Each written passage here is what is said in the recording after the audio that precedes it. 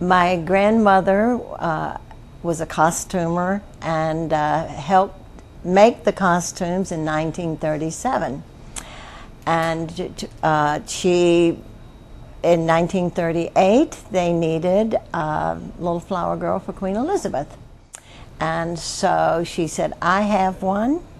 And she called me up and made my first costume. And I was a flower girl in 1938. My mother joined the show and played a colonist woman and played Margaret Lawrence. And back in those days, it was really great because the families could progress and grow from one part to another. And so after a flower girl, I was what they called a herald, which came in and had the long English horn, which beckoned the queen to come. And after that, I went to a lot of classes, and I became a milkmaid dancer. And after the milkmaid dancer, I was absolutely enthralled with the choir. And I thought, one of these days I want to sing in that choir. And so when time came for me to go to college, I majored in music. I was a voice major, came back and auditioned, and I was hired as a soprano. And at that time, I auditioned and played the part of Joyce Archer, which was one of the supporting roles.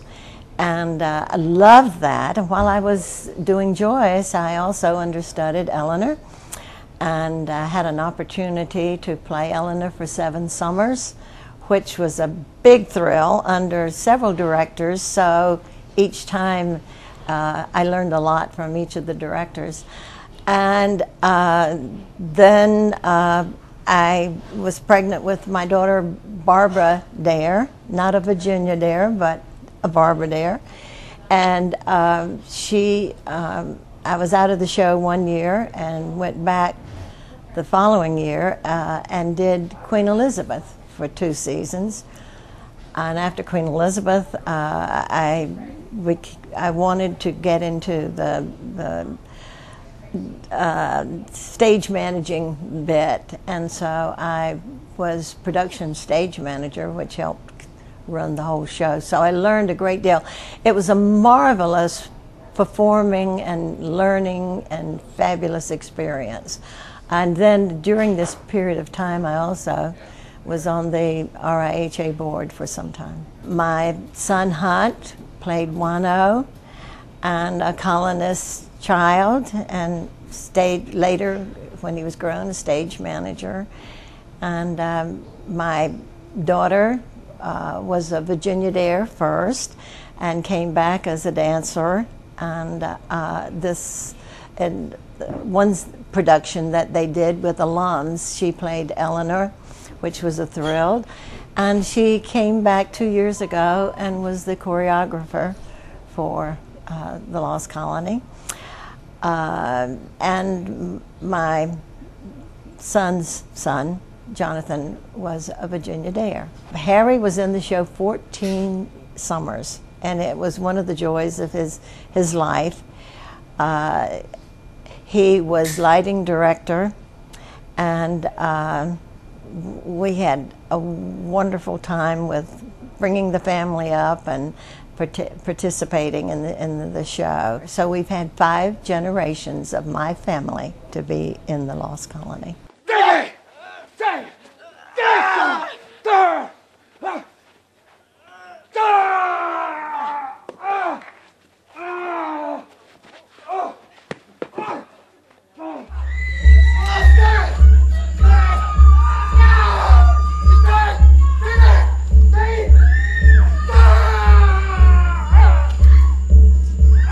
Well, I started in 1961 as a colonist child. At the time, my brother was in the show, and my mom was working as a hostess on top of the hill. Of course, my father was superintendent at Elizabethan Gardens right next door for 25 or 28 years, so I was up here a lot in the daytime.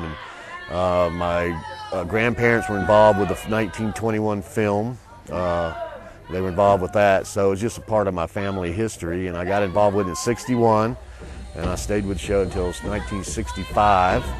and then I took off until 1978. I've been back since 1978.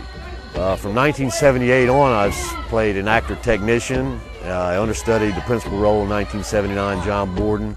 I played Chief Manio from 1980 to 2005 for 26 summers, and since 2006 I've been fight choreographer. Having worked with about 8 or 9 different directors and numerous choreographers and fight directors, what I've tried to do since I've been fight choreographer is try to take all the best elements that I've seen throughout the last 30 or 35 years and incorporate all those elements into this production.